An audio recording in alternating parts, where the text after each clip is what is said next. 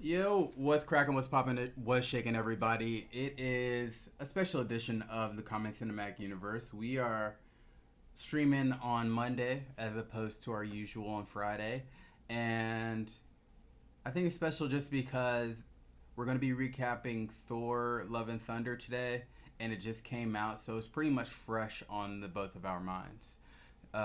Grace, what up, Grace? How you doing? I'm doing good. Excited for today. I got the Corpse Bride hands again. I'm a scroll. I'm sorry, a Cree once more Don't you because have we like redid the hair. you have like Cree ear as well, right? Didn't you like? Mike, that was last week. The ears are better, but everything else is like super blue. But Gotcha. no, I'm doing good. I'm doing good. I actually watched the movie at the Universal Studios, Oh like wow, the movie fancy. theater, which was pretty. It was pretty cool. I was like going there. They have like the big, where they used to have like the big Hulk coming out of the like side of the theater. Do you remember that? Nah. They had like a Hulk that would like it was essentially coming out of the theater Uh back when huh. Hulk was owned by Universal. Uh huh. I don't know if that's why they took it out, but now they have like this huge mural of the Bride and Frankenstein, which I'm a fan of, Okay. as you know. Okay. And so it was really cool. Unfortunately, we were like running late because traffic, as you know. But we were Especially trying for to make it to like Universal, the you parked over there. yeah, Yeah. yeah. So we were trying to go to the comic book shop that's nearby there because Mm-hmm. it's a really fun one, but we didn't get a chance to. But I'm excited to talk all things Thor. All right. Let me just go ahead and bring it on up. Oh, No, I just changed the screen. So say when it came down to Thor, do you want to do uh spoil free first and then of course, okay. Okay. continuity. All right. So spoil free review. Okay. I'm going to say this is a good movie. It had many laughs. It had the Tycho signature to it. Story was good. Christian Bale did a good job. If I were to rate it on a scale of 1 to 10, I would maybe give it maybe like a 7.5 or 8, which isn't too bad just in comparison to the rest of the MCU. But all in all, I liked it. And as far as Jane, I can't hate on Jane anymore. Okay, I liked her in the movie. She was pretty good, and yeah, I think that's my spoil free review on that. What'd you say? Um, Honestly, I feel like my feelings are very similar. I think for a Thor film, I mean, it hit all the things that I expected to. Ragnarok really set the tone for what we expect from Thor here forward, and it delivered. It was fun, it was colorful, Mm-hmm. and I feel like this was such an amazing introduction to Jane Foster. I love the ending, and Christian Bale was just such an amazing villain. Like he was creepy, and there's a couple scenes that I'm excited to kind of break up when it comes to that. But definitely has that Taika Waititi, stamp. And yeah, overall, this was just a super fun film. I would definitely rate it a little higher than when you have your scale. Like 7.5 is what we gave Multiverse of Madness, Was and I think it? for what we It. I expect, listen. I yeah, would put it higher than multiverse. Where do we put? We put a multiverse at we put seven and a half. Multiverse like at 7.5, which is Oh, why I'm I'm like, giving it dude, a no, like. no, no, you got to Let's redo let's that. lower that. Let's either lower that or raise this one. Okay. So if I that's the feel like this case, is go for it. I feel like this is a solid like 8.5 on my scale or 9. It was amazing for a Thor film. Mm-hmm. And I would definitely say, Ragnarok being that it's the first one that really set the tone is still my favorite in comparison, Yeah. but I do really, really love this film. Let's say in terms of all four Thor movies, right? If we were to rank them right now, uh, I think I would have Ragnarok number one. This one, the first Thor, and then the Dark World. Same. Okay. Easy. All right. Yeah. So I'll respect the 8.5 for Okay. the score for the CCU score. We're gonna put it in the rankings a little later today. Um, they updated the list, so we are gonna find a spot for it on our list. But now we are going to go straight into the breakdown of the movie. So right here, if you're watching or listening, this is where the spoilers come. So leave and come back later after you see Thor. But if you have seen Thor over the weekend, chime in, say what's up, and let us know how you feel. So, movie opens. Movie opens with a question for me that I'm going to pose to you, okay? Because Okay, let's hear it. um, we get the whole workout montage early. You know, the movie starts with him lean. He's with the Guardians. At this point, where's Gamora? She is MIA because we leave the Guardians of the Galaxy in Endgame. Um, Quill is scanning like the universe for any signal of Gamora. A lot of us, especially immediately after Endgame, were very curious to know if Gamora was actually snapped away, considering that she did come as part of Thor's army. I mean, sorry, Thor, Thanos' Mm-hmm. army. And, so that was a fine line. Knowing now, I mean, like, they've already wrapped up the filming for Guardians of the Galaxy Volume 3. We know Zoe Saldana's on it. I don't know if you didn't see it straight from her page, I'm sure you've seen it from my page because I repost them all the time. Is Zoe's like reels of like the makeup prep and things like that. And so we know she's in the film. We know she does exist in this world. What is she doing? I don't know. But keep in mind, it's not the Gamora that we left off with Right, at, right. the cliff on I'm forgetting the planet, but this is a Vormir. Gamora that's just yeah, there you go, there you go. Yeah. This is a Gamora that's just shifted sides and is looking for her identity, I think, again. Very Mm-hmm. similar to say like Vision, where he kind of separated and is on his own journey. So I am excited to see when she does come back into the picture, but it does make sense that it was not here, and I'm actually really happy that it wasn't. Yeah, like say in seeing the Guardians, like I didn't really think about it when it came down to in game. I was just more so kind of thinking about like okay, because obviously, uh, what's the sister's name?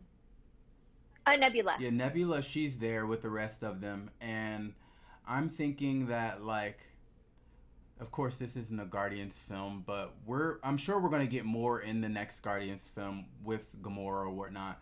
But I was hoping we would have got something, but I'll just have to just keep it to myself because this is more so Thor. So apologies, fans. Yes, we're gonna talk about Thor today. So say with it opens up, he's with the Guardians. They're on a planet that actually no, because before that, we actually get the opening with Gore. My bad. Apologies. Gore opened the movie. Gore is the character played by Christian Bale. And we kind of get the reasoning for why he's anti God. And Grace and I, we discussed it before as far as his story in the comics, as far as him pretty much losing faith and then more so becoming the God Butcher. And they give us like a quick, maybe like 5 minute intro on him having his daughter on a planet that super dry. There's no like life on there, no water or anything like that. So in that quote unquote terrain, he loses his daughter. He also loses faith, and then in there he happens to run into the God that he actually praises, and from there it's just like come to find out the God was really on the bullshit. You know, it's just like on some like you're meant to suffer. But one point that Christian Bale kind of or Gore points out is it's like you don't have anybody left. You know, you have no one left to worship Worship you. You you. know, and the God said, oh, there'll always be somebody. But with that being said, just kind of falling back to Moon Knight, because there's like a similar story there to where the gods have lost the praise from the people, and honestly, Zeus said it best here at the very end of the movie, to where humans are now more so looking up into the sky for the superheroes as opposed to gods. So fast forward here, when he says there's always going to be when the god said there's always going to be someone that praises, I feel like in that if Christian Bale is the last person and he happens to pass, right? I don't know why, but I believe gods lose power once they lose like their yeah, Following. their following. I mean, it doesn't seem like it's a direct connection. I feel like in terms of um how they live on in mythology, like Zeus and Thor and all of Mhm. these, like these are deities and gods that we've been aware of for, I mean, hundreds and hundreds of years. Mhm. And I think in that sense it does give them a lot of power. But like we saw here, the lack of numbers when it comes to his following didn't seem to really affect him, Mhm. right? Like he Mhm. wasn't bothered at all. So there's definitely not like a direct relation to it, but I do understand what you're saying. Yeah. I do love that comparison you made with the gods from Moon Knight because it's definitely a big commentary within there of like, well, you abandoned humanity, but it's also like, well, humanity abandoned us first, right? And Mhm. then they kind of go into their own little pocket dimension and just do, who knows, like maybe something similar to here where they're just planning hero gasms everywhere. Right. Mhm. Like um so I think it's a commentary that definitely follows, and I really like that because although Moon Knight doesn't seem to be pairing up with any characters that we know anytime soon, Mhm. the themes I think is what still connects them in the world, and I really love that subtlety. So I like that comparison that you made. Let me ask you,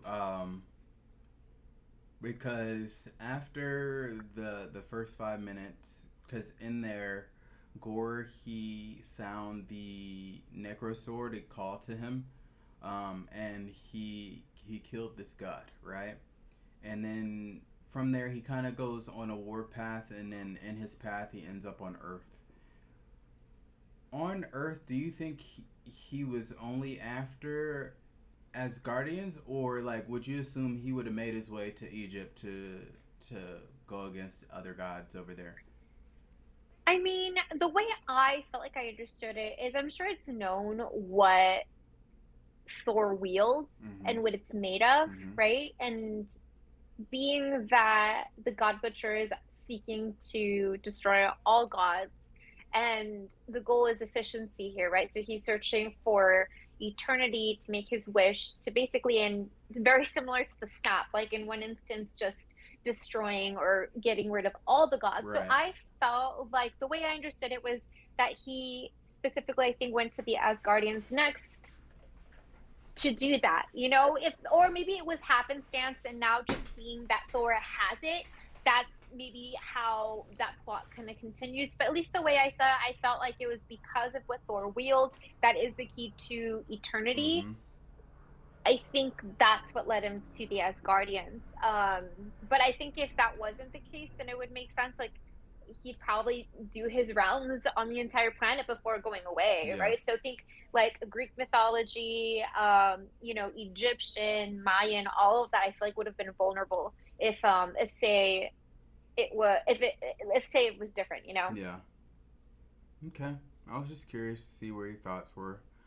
I want to. It's like I want to tie Moon Knight into this conversation, but that's neither here nor there. Like I'm sure we'll get a connection, maybe phase five, phase six. We'll see. But um, say from here now after the gore scene, now we get Thor and the Guardians at a planet more so trying to save this planet from um, a race that's trying to take it over, being that their god has already been slain by Gore. Is that how I remember it? That's what it is. I don't think they specifically state what planet it is. Initially, people thought it was going to be one of the nine realms that we haven't visited just yet. Yeah. And being that Thor is here defending it, it's hard to say if it was because that's part of his nine realms that he once pretty much ruled, Mm-hmm. or if it's just because he's on board with the Guardians of the Galaxy and they just kind of help everywhere. But yeah, that is basically, I think, like the situation we fall into. Mm-hmm. I love the scene where Thor is about to kind of enter the fight and he's monologuing. I don't know if you noticed that Quill is like mouthing exactly what he's Mm-hmm. saying. So you can tell Thor has been like practicing this in the mirror. Right. That scene was really good. And then just like the cape that ends up falling on like the king of these people. Mm-hmm. It's so good. I like how Korg he kind of set up the story of Thor, in this quick little Hmm. intro, giving us everything from dad bod to god bod, and he then later kind of had a similar story at the end of the movie. So it's just like I like how Taiko kind of fit himself into the movie, aside from just being like the sidekick. He's over here telling stories of Thor and then the mighty Thor. I thought that was pretty good. It's full circle, and I think it's kind of like the real world bleeding into the MCU because Taika Waititi, I think he wrote this, he directed it, and so it's very cool how this is very much a story, and now he's actually the one who's like audibly actually telling the story. I feel Mm-hmm. like that's you don't always see that. You know, you don't see that like with many films, and so I think that's something that's super unique to this. And it's full circle because obviously as we kind of get towards the end, I think, like you mentioned, it's a very similar. Like you revisit that the original dialogue. Let me ask you: would you prefer like let's say Korg telling a story or anybody telling a story over the the the Star Wars story that scrolls at the beginning of the movie, kind of like Eternals did? See, I feel like that should be solely for Star Wars. Okay. I just feel like that's something that is so Star Wars, like a staple. And it's not like my favorite way of introducing a story, but it's okay when Star Wars does it because it's like a It's staple that for yeah, them. that's So when I their see thing. it, yeah, and so when it I expect that from a Star Wars film. And so to see it in a different film, like I just don't think it's a great way to kind of start a story in general. Mm-hmm. Um, so yes, 100% I prefer this method of kind of introducing the story versus having to read it. Like when it came up in Eternals, I just felt like it didn't fit. It wasn't like I have to read. Like Yeah. I didn't like that. Yeah. You Oh, know, like I'm not definitely. a fan of it. Yeah, I'm Mm-hmm. not a fan of it. Okay. I'm gonna throw some hate out here. There was still no reference into the being coming out of the ocean. Still, at least give it Jane. Give us something. Tell us a quick. Brief. Yeah, I'd be like just reference it. But I think Marvel's really just gonna leave that in the wind and hope that we forget that there's just some white being in the middle of the ocean that came out of nowhere, basically. See, I feel like the opportunity to maybe have like the slightest of references to it may have been in the conversation with Dr. Selving. Something super, super simple and subtle, Mm-hmm. I think would have fit well, you know, just to do what they do, which is weaving stories together, which we haven't gotten a lot of. You know, the TV shows have been doing a good job. I think Miss Marvel's been doing a good job of connecting other things into the story. Mm-hmm.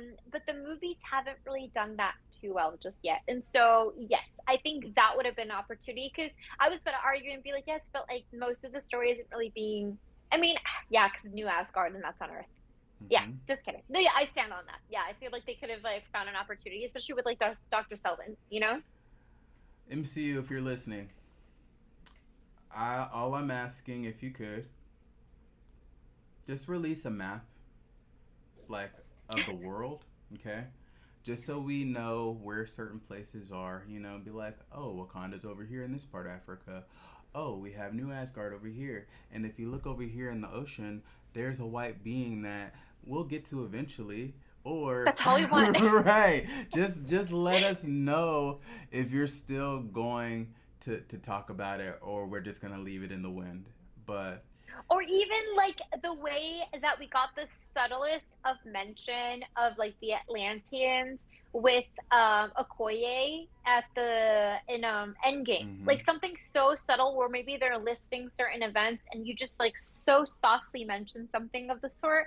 I right. think that would have just been cool to serve that. Just to connect the dots. Or even like I honestly was thinking maybe we'd get like a Guardians of the Galaxy end credit scene. I thought that would have been really cool, where Mm-hmm. maybe it somehow connects with like Fire. I think it's Firefox, Starfox. Nah, you know what I'm talking about. Thanos' brother. um, Oh man, I wouldn't but even know. I would just know Harry Styles, but we can oh keep it yeah, yeah. moving. But Yeah, like yeah. it's I feel yeah, so many opportunities that I think were missed. But let me see what notes I got. I think here, hold on. At the end of this, I believe is where he basically splits up from the Guardians of the Galaxy, I believe, right? They When were leaving over. this They were planet. over at Thor. They were just like, yeah, we're getting out Dude, of here. like get Yeah. out of here. I love how the banter and like the power play is still so present here. Like Thor is very much like setting up the conversation, like he's giving him the ship. This Mm-hmm. is like, oh, take care of my team. And at this point, I think Quill's just over it, so he's just kind of like playing along versus being more like aggressively fighting it, like at the end of Endgame, you Yeah, know? we were gonna get that just because like if it came down to it, like Endgame ended with like them just almost debating who's in charge, and then like Yeah. Star Lord had to be clear, like me, and then like Thor was just like oh of course, you know, I just and think he's over it. Like yeah. Thor has keeps pushing the boundaries, and he's just like, sure, okay, Mm-hmm. whatever. I when so we see Thor who is like sitting on like the little hill with the tree, and Stormbreaker is kind of planted in the ground, and he's like, I'm just waiting for someone to say that they need me in battle, and then Quill comes around like, we need you in battle, and he rides the hammer like a Like an witch. umbrella. Yeah, yeah. I Dude, thought that was it pretty funny. this is such a reference to Ragnarok where he's explaining to Korg like his hammer and how he used to fly with the hammer. It's like, oh, you used to ride the hammer, like and then he's like, no, he's like, oh, you rode the hammer on your back, and then it was, the Right. conversation Yeah, I'm yeah, talking yeah. about. Mm-hmm. Yeah, I thought it was so good. It was it was just so good. Mm-hmm. But it's But funny. yeah, It I think was I funny just because, like, say he just buried it, and then like it started to grow roots. You know? oh yeah, Yeah, oh yeah. yeah, yeah. I thought that was pretty You funny. know, it made me wonder, right? Because the hammer, like the stem of the hammer, is Groot, and I remember reading something that was kind of giving more information on like the meaning behind that being the hammer is Groot. Mm-hmm. Like I don't remember the details of it, but I don't know. It kind of made me think of it. Like I wonder if he just left it there. Like what would happen? Right. Like would it grow? How are Groots made? Um. Let me ask you this, cause Yeah. there's one moment. I'm gonna honestly skip to the end right here. Here, listen, Oh, y'all. I'm perfect. already. Then we're almost done, Yeah, guys. yeah, yeah. But like, say there's a moment to where Gore he gets this axe, right? So the question would be the axe, it wouldn't be quote unquote as heavy as Milner, because not anybody can pick up Milner. So can anybody pick up the axe? So Mjolnir is not like wieldable by everyone, Right. not because of its weight, but Mm-hmm. because of Thor. When he gets banished, Odin says like who should ever like hold this hammer if he be worthy will like obtain the powers of Right. Thor. Right. That's why. So, in terms of the weight, who knows? That might be an easy Google search, and we can kind of compare. Because But because that is not applied to Stormbreaker, technically anyone who is physically able to carry it, and at that point, that would be a limitation. Because right. like if it weighs 400 pounds, you and I are not going to be able to pick that thing up. Not regardless of worth, apparently. So Stormbreaker does not have that aligned to it, if that makes sense. Okay. I know in Infinity War, Stormbreaker was, it was like made out of necessity in a hurry. You know, it wasn't just like Mm-hmm. let's make it, let's then cast some magic on it in terms of who be worthy can pick it up. You know, it was just like here's the Let's axe. roll. We need a whatchamacallit, and then Groot cuts off his arm, and then boom, there you have the axe. You know, so I, Where's the handle? right. So now that it just makes a little bit more sense. I was just curious as to the difference between Milner and Stormbreaker, because here you can obviously see. I don't want to say like these weapons are quote unquote like alive, but Oh, they are. It's as of right here in this moment, they made it clear here for the first time for me that these weapons have feelings. You know what I'm saying? It's and they've given animation to these weapons that I agree. I don't think we've ever had this kind of play with like Mjolnir and Stormbreaker before, but it's as if they have somewhat of a personality within them. And I mean, it's like this whole banter as if like Mjolnir is Thor's ex-girlfriend, right? His Right, right. ex-weapon. And and I love the scene where I think it's like Thor complimenting. I don't know if it's when he's complimenting the lightning bolt or if it was Mjolnir, but then you just see Stormbreaker just kind of coming onto screen super slow, and he's like, "Hey!" It's just I love the banter. It was so good. Yeah. Um, I like how they just made it. It was just something so small, but something just so funny of like jealous weapons. You know, like he's like, yeah, there was a moment of him talking about the Milner, but then yeah, then there was another moment of him talking to the Valkyrie. Is like, oh, that's a nice lightning bolt for you, and then like the axe Stormbreaker just comes out of nowhere and just to So much right tension. exactly, you know. So I thought that was funny for Taika to put in there. It was so good. And before we kind of move on to this interesting, we get introduced to two characters that are actually very much pulled straight from the comics, and that is Thor's goats, Okay. which add so much comedic, like just comedy into this movie. Mm-hmm. So although they did not mention it, the name of these goats are Tooth Gnasher and Tooth Grinder. And these goats like scream loudly. Honestly, I feel like these goats were just like rogue goats that this like community had that they're just trying to get rid of, Mm-hmm. and Thor just destroyed like Sure. their like Yeah, sacred yeah, yeah. sacred like temple. So they're like, yeah, we're gonna give these to Thor. Here, We're gonna take give them to these. Thor. Mm-hmm. Yes. Um. Yeah. So now, before the Guardians leave, they get all these distress signals of gods being taken out, and then one of the signals comes from Lady Sif. And I've always wondered what happened to Lady Sif, just because she had a quick cameo in Agents of Shield. She wasn't in Ragnarok, so Hela didn't take her out. Like Hela took out the rest of his friends, but I mean, she just wasn't there. And then we kind of get a glimpse of Lady Sif in Loki, but it wasn't really her. It was just one of his memories with her. So now she's officially, I would say officially back in the MCU, because if anything, I swore that she was out. They almost kind of wrote her off like on some another instance of, oh, we're gonna forget about Lady Sif. Yeah, I mean, maybe it was to avoid because I feel like if she was in Ragnarok, she would most definitely be with the other like longtime friends of Mm-hmm. Thor. And if they all died, I feel like they would have killed her off, which maybe they didn't want to. But then I feel like she could have also been with Heimdall, like, you know, taking the citizens of Asgard. I don't know. But then I don't know. I think if anything, it was just so she didn't take away from maybe the introduction of Valkyrie or any of the True. other things. But I guess True. we can True. just assume maybe she was off world doing something else. Like there are nine realms that at that time Thor was essentially responsible for. Like maybe she was out doing like diplomatic things. True. All of this is really us just filling in the blank, but I am happy that she's back for Yeah. sure. Um. And then from this distress call, they separate Thor and the Guardians, and then Thor goes to, well, first one planet to find Sif, and then they make their way back to Earth.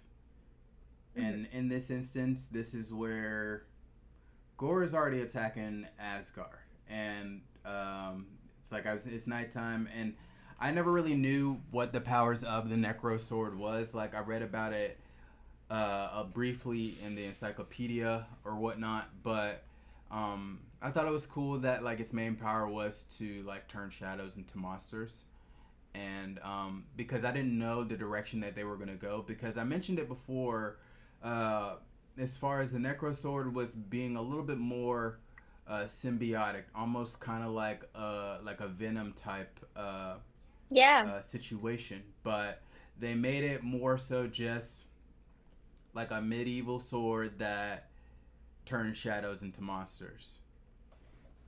And there's also a curse that follows it because it is killing Gore, as he's using it. It's a disease that's kind of spreading within him, Mm-hmm. and they do compare that to Jane Foster and her having cancer, very similar situations. So they did change it up a little bit. I feel like it fits. I like the way that they adapted it. I think when it comes to Gore, I have like no complaints. I feel like Christian Bale did such a great Mm-hmm. job. And he was legitimately scary. Like, I'm gonna jump a little bit, but when the kids are in the cage, he emerges like it out of the sewer. And he Yeah. is creepy. Like, that was good. And I feel like it's such a great balance with all, like, like the kitschy campiness of the movie. Mm-hmm. I like that element. I think he gives us something that we don't always get from villains in the MCU. Well, this has been the theme of Phase Four, like them kind of going touching a little bit darker in terms of like horror movie vibes. And no, this wasn't a horror movie vibe. This was like super radiant, super bright. But when it came down to Gore and where he was staying, that's when it got dark, and that's when some of those horror elements came back, because it was like after Heimdall's son tells his story, he just like emerges with this random snake, be like, oh, okay. This is like, whoa there. You know, and he definitely Yeah. brought that scary element to this movie. Definitely Oh, 100%. way better than the Dark Elves in the Dark World. If we're gonna compare the Dark World versus whatever dark area Christian Bale Gore is at, that beats the Dark Elves Oh, yeah. and the Dark World, basically. 100%. Mm-hmm. And before we kind of dive deeper into this battle scene, a couple fun things that we got beforehand was we got like I feel like they have a name, but if they're played by Matt Damon and Luke Hemsworth, Mm-hmm. the play, Mm-hmm. and we get Melissa McCarthy who plays Hela, and this basically recap of the events of Ragnarok, very similar to how in Ragnarok we got recaps of Thor Dark World. So I wonder if whenever we get another Thor, like say sequel, we're gonna get like a play recapping the events of Thor: Love and Thunder. I kind of like that, and I really, really want it. And I do love how when post disaster, they're all like freaking out because the kids are gone. They're like, this is when they need the theater the Mm-hmm. most, He's like, and oh, they're I didn't already hear like no. You scrapping know? up. Yeah. I didn't hear no. Yeah, exactly. It's so good. It's so good. And I think, being that we're kind of entering the battle scene on Asgard, this would be a great time to talk about Miss Jane Foster. Ooh. What's wrong with you? What's wrong with you? Lord. I'm gonna ignore that. All right. Here we go. So, Jane what Foster. do you mean? Here we Here we go. go. Jane Foster. You're gonna We have to explain your attitude. we get her, and she wasn't blipped, okay? Like, we had a theory, Grace and I had a theory thinking that she was blipped, but she's been there pretty much the entire time. So I'm glad we Wait, didn't. how did you decipher that? 'Cause I Uh, don't think I picked up on that. they didn't say anything about it. They didn't reference it. And in terms of like, say, as far as her side of the story, I think she had mentioned something to the point to where she had been there, whether doing her research or anything like that. Like, so I don't believe she Okay. was blipped away, you know. And I think it was Okay. I forgot how it was, but like I would have assumed with all the time that had passed, the 8 years and however many months and days or whatnot, she could have said something that's like, oh, well, I did get blipped away or something, but um, we didn't get any blip talk there, so I'm just gonna assume that she wasn't blipped away. But they Mhm. did decide to go with the storyline of her having cancer, and where I don't want to say it's gripe, okay, but I want to know why Milner called out to her. Like, So this is actually very directly into the comics, mm-hmm. and the way that it is explained here in the sequence, which I really love because we don't really get too much of Thor and Jane Foster relationship content really at all. Yeah, It's been very quick and sure. fast, so it's kind of nice to see like the beauty and like of the relationship. That was really sweet. But in this, it's when Thor is like, kind of lovingly staring at Jane. She's like in the funny costume, and he whispers to Mjolnir, very similar to how when Odin whispered to Mjolnir regarding kind of like this lore behind the hammer and who can pick it up. Mm-hmm. It basically instilled something into the hammer of like, we must protect Jane Foster no matter what. So right now that she is dying of cancer, it's stage 4. The hammer called to her, and when she came, that hammer chose her, and I believe it's because of that. And they emphasized it because when he said Wait, that, wait, the hammer stop glue right and it's, there. go ahead, go ahead. You're saying right then and there when they're going through like their boyfriend and girlfriend living together, and then Thor was just like, "Hey, always protect her," you know. Right then and there, that's when it just came. It was said. Milner's personality came to the point to where it's like, "I will always protect Jane Foster." It glue in the same way that when Odin made that proclamation, Mm. and it kind of set in stone, if you will, you know? Mm-hmm. So, yes, that's kind of the way it's explained. I'm not too familiar to how it was in the comics. I believe it was more so she was the one that's worthy and just chosen to wield the Mm-hmm. hammer. I don't think it's explained in the same way that we see here, but I like the adaptation that they took with it, and I like that they meshed it into this story where it's not like just this lovey-dovey sweet callback to the relationship is just for that. It serves the purpose to explain how she ends up wielding the Yeah. hammer. um and I exactly how you said, like they did very much follow the cancer storyline. I believe in the comics, however, it is after she wields Mjolnir for the first time, her cancer actually progresses to stage 4 because of the chemo Mm. being essentially wiped from her body. In this scenario, she's already in stage 4, and Mjolnir essentially drains her like strength to fight the cancer because the chemo wasn't really doing anything anyway. Like they kind of established that in the beginning. So little tweaks, but very similar. Yeah. Um, that was really my only gripe that I have. Like, this Mjolnir just like went to Jane like it was nothing. You know, there was nobody else that was worthy of Thor's hammer. You know, if anything, actually no, Steve Rogers gone. Who else would be worthy? Vision, he's somewhere out there, somewhere.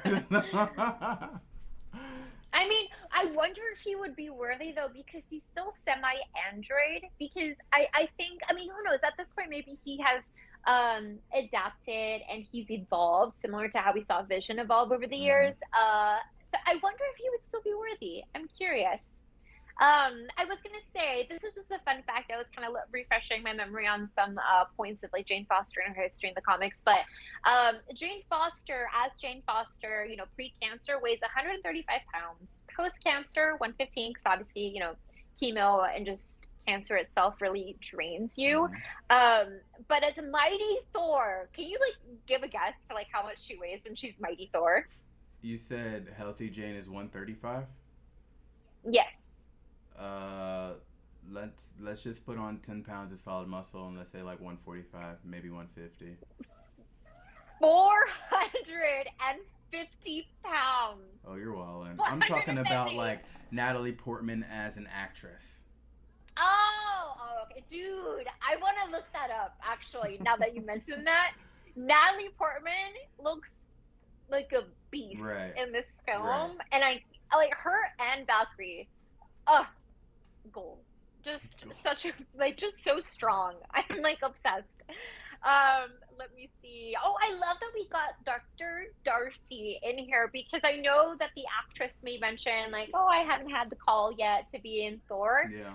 And she's just like a fan favorite. I feel like, I mean, we've always had like, I think, a very strong like secondary characters, but this phase has been like known for just giving us some real jewels when it comes to that, and Darcy is just a continuation. I think minus Ragnarok, she was low key the comedic factor in both the first Thor and the Dark World. So, if anything, um, why not bring her back? You know, it's like because yes, Ragnarok was more so off world, but back on Earth, I feel like she should be in there. You know, and being that now she's I don't want to say a part of Sword, but she's working her way up the ranks in terms of her studies or whatnot, and now she's kind of almost kind of like a Jane Foster. I won't say equal, but like now organizations like Sword are calling her to find out what happened in Westview. You know, so she going from intern to now respectable doctor, she still needs to give that comedic factor, and I think she did that here as well.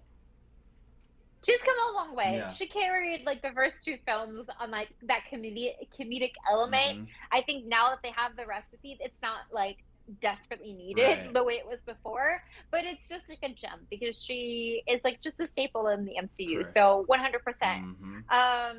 So this is just funny when I wrote down my notes regarding Mjolnir. I think my like spell check corrected it and it says Millie, and I thought it was funny. And I just want to mention that spell check is like, Spellcheck first thinks that you're talking about the Mind Stone, and then you must type about yes, Millie Bobby Brown or something so much they're just like, oh no, probably. you mean Stranger Things. We're not talking about Mjolnir. We're talking about I what's wouldn't doubt hot right now, and that's it. Millie Bobby Brown as 11. You know what I'm saying? So I get it. I get Dude, your I wouldn't theory. doubt it. Yeah. Oh yeah, Mm-hmm. 100%.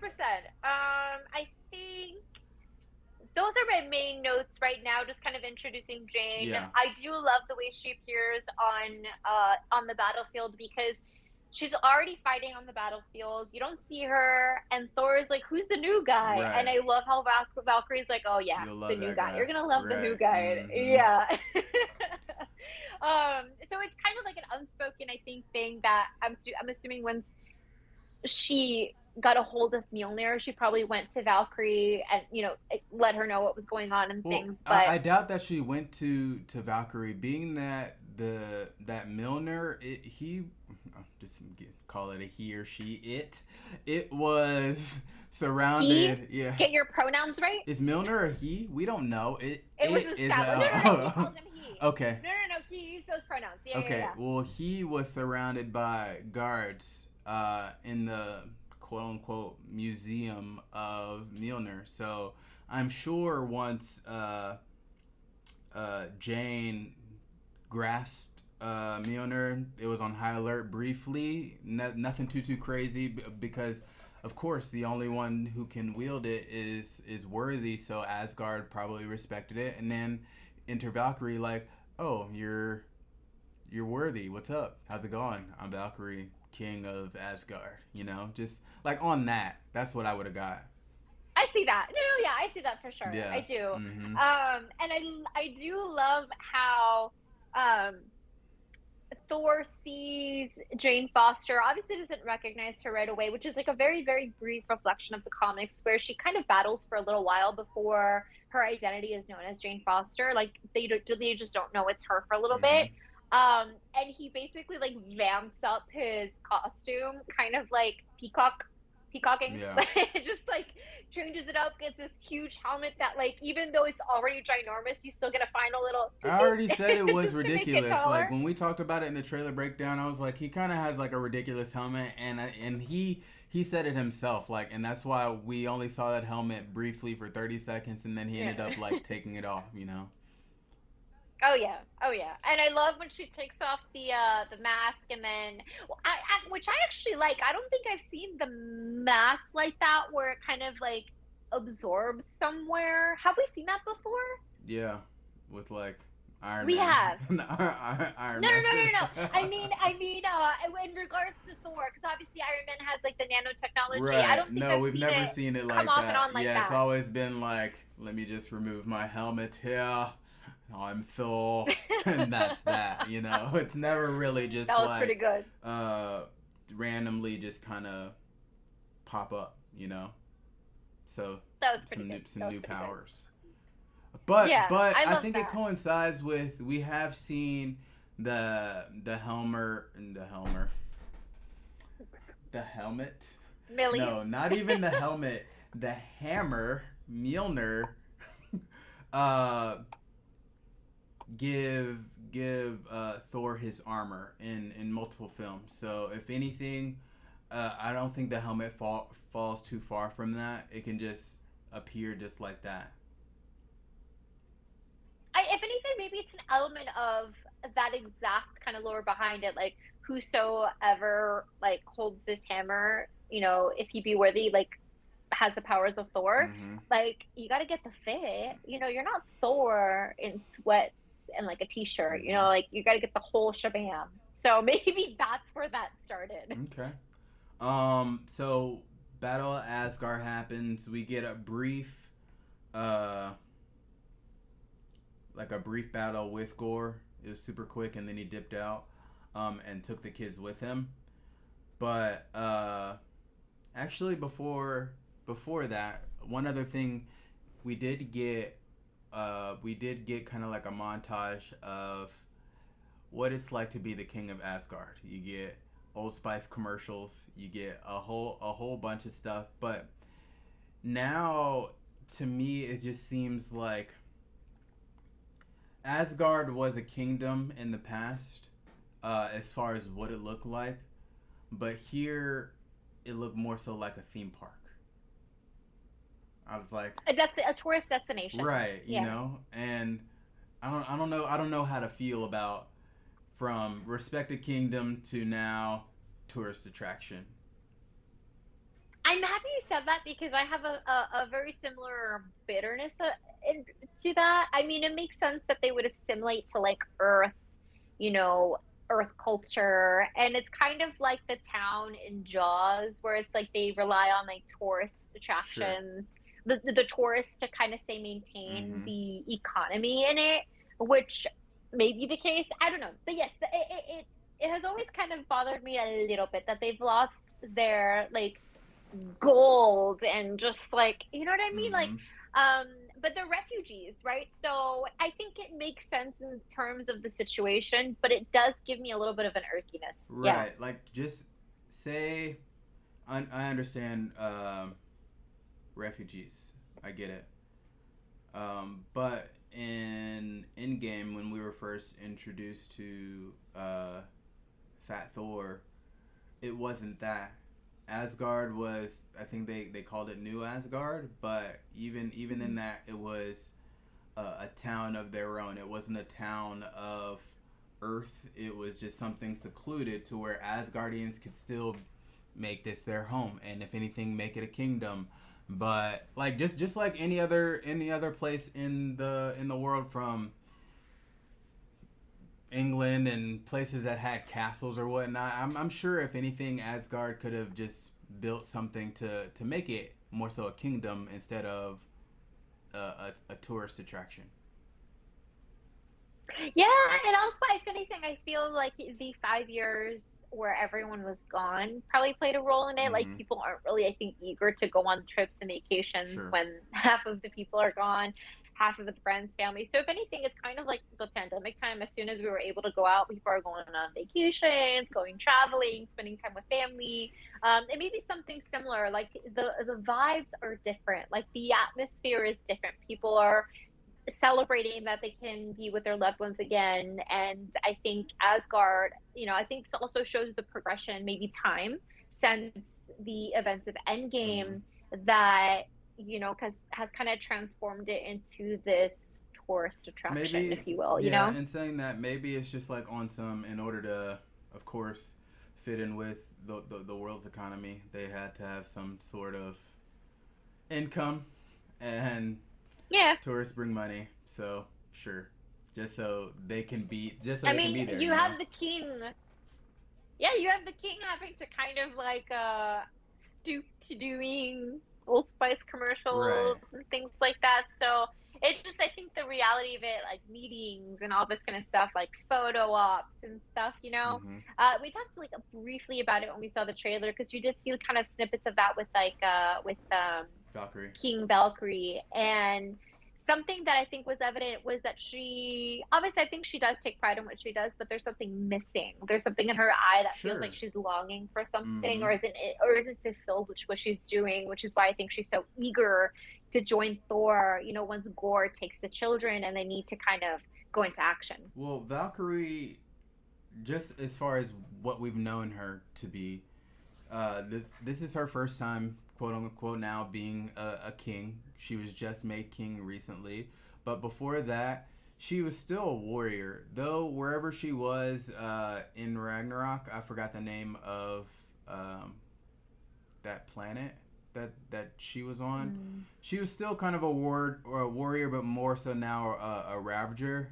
And before that, she was a Valkyrie, part of an army. So that is what she knows, you know. And now, being that Thor gave her the keys to the kingdom, it's like, yeah, it's cool. I'm king, but I'm not really a king. I still want to be out there. If the opportunity arises, like Thanos come into battle, guess where I'm at? I'm on my horse, on my Pegasus, and I'm in battle. You know. Yeah, yeah, Mm-hmm. absolutely, absolutely.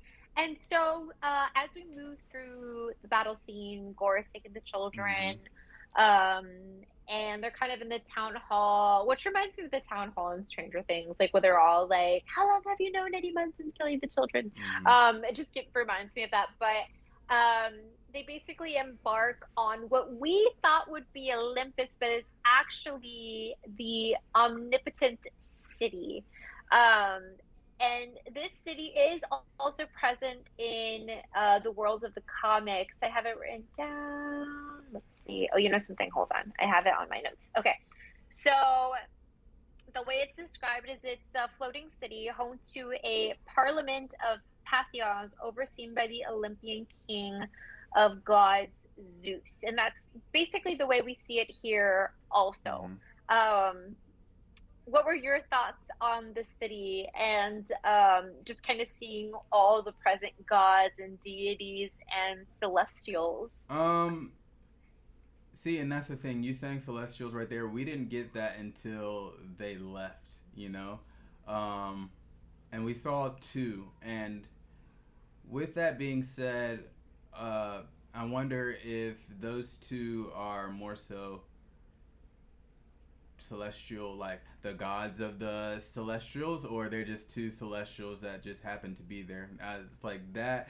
Like, I don't want to touch right now. But as far as everyone else, it's like we briefly, or I briefly got to see Boss, and it was like a real quick. Like, she was sitting in the row in front. Like, she didn't really have any speaking lines at all. The internet made it a little bigger than what it was, but I'm glad that we got to know that that was her.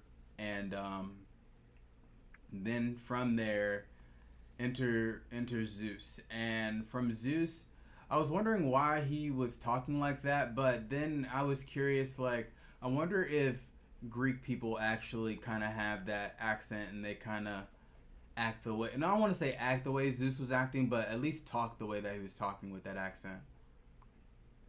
I mean, possibly. Like overall, I think the mannerisms that Zeus had were really fun. Like I think Russell Crowe did a really good job. Mm-hmm. He gave me the vibes of the guy that wears like the satchel in The Hangover, especially when he comes out of like the side of the podium Mm-hmm. and he's about to approach Thor.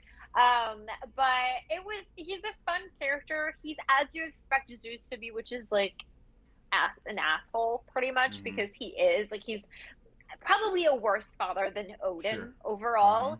And I think we got all of that. We got those vibes. He's kind of like he understands there is a threat, but he's like, we're safe here, so therefore I really don't care, you know?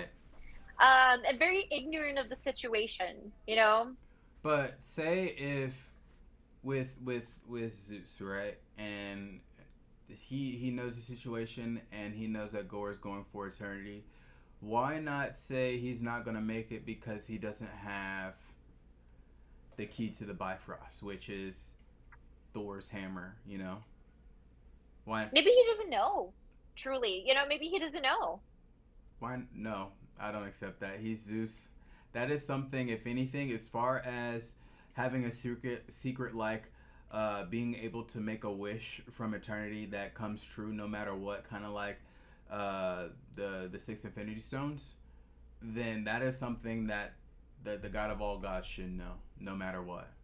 But he's not all knowing. You know what I mean? Like I agree. If he knew, it would make sense for her to mention it. But also keep in mind, it's not specifically Stormbreaker that is the key. It's the Yes, the Bifrost, which Bifrost, right? Stormbreaker Exactly. opens. Mm-hmm. So maybe he doesn't even know that Thor has access to the Bifrost, so therefore he felt like it was irrelevant, Mm. So if he did know, maybe that's why he didn't mention it.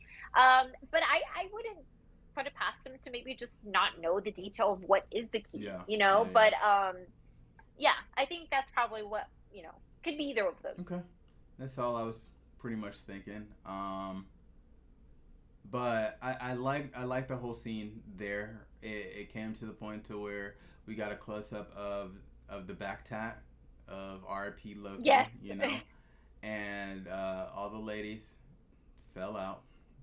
We didn't see the glutes weren't blurred out in the commercial, so we got to see Chris's glutes. Great, I guess. And You, as a appreciator of the physique, should of all people sure. Shoulders, be traps, celebrating. chest, abs. Great job. Biceps, great biceps, man. But glutes. Hard work. Hey, man. But say, with that being said, with that being shown, and also the amount of curse words that they said, like I think I heard shit and like maybe like something like a couple times in here. I was just like, okay, now they're almost kind of pushing the boundaries as far as what can be shown and eventually put onto Disney Plus. Yeah, I see that. I mean, they're not above like cursing, but I do understand like maybe the amount in comparison to like earlier things, especially with like the nudity. I think this is the first time we've seen something like this. Right. So they're definitely walking the fine line of like PG-13 for sure. Right, because like the last curse word I can think of, honestly, besides like the whole Age of Ultron running joke of Steve Rogers cursing, it was Tony Stark discovering how to time travel. He's saying shit and his daughter repeating it, and that was kind of funny. But like here in this moment, it wasn't like a funny way of saying these words. I feel like it was more so in all seriousness. So it's like a different level of these curse words being used to push that PG-13 I get it. line, Yeah. Yeah. Okay, I see it. Before we move on from the glutes, though, I will say I do love how in the training montage. Can we just talk more about the glutes, please? I need to check you on this. This is like the fourth time that you've like. I'm about to cancel the show. No, don't cancel it. Don't. No. Never. But no. I just love how like in the training montage, Korg like made a mention of like, and he never skipped like leg day, which I think it's funny because it's like that running joke that like a lot of men just like have that like amazing upper body, and then you look at the legs and they're like these scrawny little things. Right. So I that was just like the last thing I wanted to mention about that. Yeah. But I had, let's see. Oh, can I bring up a previous prediction? Oh yeah. So one prediction we had was Gore taking out Zeus, and it wasn't what we got. It wasn't what I expected. And when it happened, as far as how we got the lightning bolt, I was like, I said, "Oh shit!" in the theater. I was like, "Oh wow, this is the direction that we're going." It came to the point to where, in order to get the not even to get the lightning bolt, it was Thor trying to state the case of needing gods to take out Gore. Zeus was against it, and then Zeus started to order his men to take out the Asgardians, and it came to the point to where the mighty Thor Jane she was able to handle her own. She was out there. She was vicious. Valkyrie was killing it. Korg, I don't know what Korg is. He's not a god, but he's out here shooting gods left and right like it's nothing. That's one thing I'm just like, fam, these aren't like regular aliens. You're over here taking out god-like beings, you know? But I'll let that slide. But then it just came to the point to where with Korg, as he's taking out people, Zeus takes his lightning bolt and destroys Korg.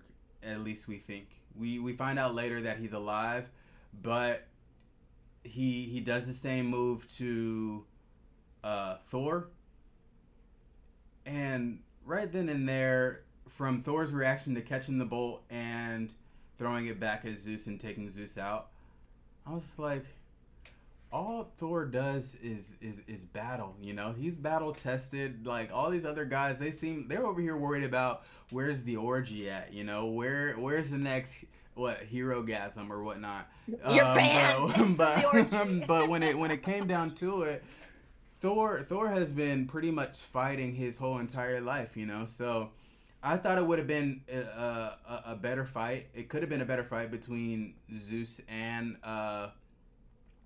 Thor, but just based on Zeus's body type and personality, I don't think he's been out there as of late, you know, working out, battling. He's just been more so chilling on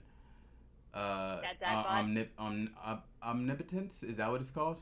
Omnipotent City. Yeah, you know, so that was something that is like, yeah, you're all powerful, but at the same time, you're throwing a lightning bolt at somebody that just fights all the time. Absolutely. I do love how they did make commentary and mention of the comparisons between Thor and Zeus, because we've talked about them before. Mm-hmm. And I love how Thor is like, I based a lot of what I do on this guy. Like, it's just, I think it's the commentary, like, very soft that we needed just to kind of have it be addressed, because we've discussed, you know, how similar gods interact, you know, from different mythologies. Mm-hmm. And so I thought that was really cool. I love how Zeus kind of throws a jab at Thor of saying like, "Oh, isn't thunder just the sound of lightning?" You know. And as much as he's the god of thunder, he's basically wields lightning. Right. Like that's the visible thing that happens, because he's not wrong. Like thunder is the sound. But I thought that was really cool. And in with Korg, right? Because he crumbles. We have like a moment of like, no, not Korg, not Korg. And then we see that the face remains. And then Valkyrie uses her hair to basically tie him to the back of his head. And I just kept thinking of Professor Quirrell from Harry Potter and the Philosopher's Stone. Yeah. I thought it was so funny. Yeah, I got that. Yeah. Mm-hmm. That's pretty cool. But let me say, with everything that we just saw here in this scene in this city, right?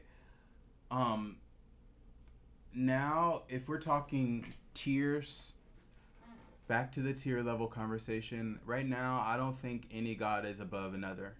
If Thor can easily take out Zeus like that, I don't think there's any tier. I think gods just have a tier of their own, and that's that.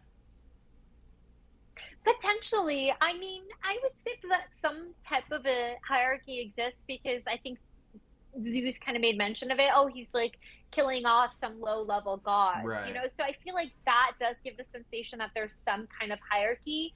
And keep in mind, like, although Thor was able to wield like the lightning bolt, Zeus was taken out by his own weapon too. And he's still not dead, right? So I think there's probably a hierarchy. I don't think it's clearly defined how it goes, you know, not just within the mythology with it, which I think would be easier to outline, but when you compare other mythologies from other mythologies, you know, Zeus is the god of gods. So I think that would imply that he's not just the gods of like, say, or the god of like Greek mythological gods and deities, but the overarching branding of it, if that makes sense, you know? Yeah. I don't know. I'm kind of thinking back. You're like, I'm not sold. I'm not sold, and it's like right now I'm also thinking into like just Greek mythology a bit, because skipping to the end here, guys, but we did get a cameo from Hercules, but if we're gonna talk gods, and especially in this city, and Zeus talking as if I think he said something to his children or whatnot. I believe, if anything, if there was somebody to avenge Zeus, for Thor, I think Ares, the god of war, should be that character and not Hercules. Um, and for one, another reason would be Hercules is still half human. He was born on Earth, and he just happened to have Zeus as his dad. So I don't think Hercules, as strong as he is still a match for Zeus. And if anything, if we're going to push into the next Thor movie, I think I would like to see more so some god on god action, and that be Ares. But I know I read something to where in the comics there is a storyline of Hercules going after Zeus. No, after Thor. Yes, and there's also team ups that he has with Thor and actually fighting Ares. So kind of like what you're shooting to maybe see may not be too far off from what happens, because ultimately Hercules does end up being, fighting along a lot of our heroes, the Guardians of the Mm-hmm. Galaxies, the Avengers, etc. So I think whatever, kind of your prediction or hopes may actually Okay. come true, I'm just, yeah, Yeah. like, it just didn't make sense. He's like, all right, you understand what I'm saying, Hercules, and I was like, why don't you call the actual god of war? You know what I'm saying?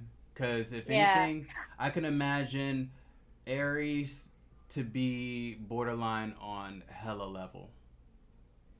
Oh yeah, totally. And maybe that's why, because he doesn't exactly abide by his father's rule. So maybe he's just not actually within Zeus's like power to send off, if that makes Okay. sense. Mm-hmm. I do love how when they're entering Omnipotent City, Thor is like, "Oh, we can get this and Hercules and this and that." So it was kind of like I remember when he mentioned Hercules, people were like, ah, like you could hear chatter Mm-hmm. in the theater, and it was kind of cool that we didn't just get that little one off; we actually got to see him Yeah. too. Yeah. Yeah. So it's pretty cool. And before we move on from this scene in Omnipotent City, so of course we got Beth as one of the gods Mm-hmm. here. And I feel like this scene was so cool because I just kept looking around and was like, okay, who are we getting? Who are we getting? Who are we getting? Because it's kind of like an Easter egg hunt. We Mm-hmm. get Mayan gods, Egyptian gods, African gods, like we saw. And in the credits, I believe she's credited as Bastet, I believe. That's the actual But name same of thing, the Bast. god. So Yeah, that's Bast the is full short name. for Bastet. Yeah. Yes, Mm-hmm. yeah. So it's official, it's credited. And we've talked about this before, but for those of you who haven't seen our previous episodes, like on Moon Knight, where we have talked about Bast, she's an ancient Egyptian goddess worshipped in the form of a lioness and later a cat. The daughter of Re, the son of God, sun god. Bastet was an ancient deity whose ferocity nature was I don't know what this word is, but basically there's a lot of like kind of connections with the domestication of cats, which Mm-hmm. is how they kind of adapted into the MCU to be connected with Wakanda and how the Black Panther gets its powers. Um, and a couple of other ones. So we of course got the two giant celestials at the escape scene. They're kind of like framed in that scene. Mm-hmm. So there's a couple of talk that the one on the right is potentially Arishem. The how the face definitely resembles, but it could also be a new celestial called Tefril the Surveyor.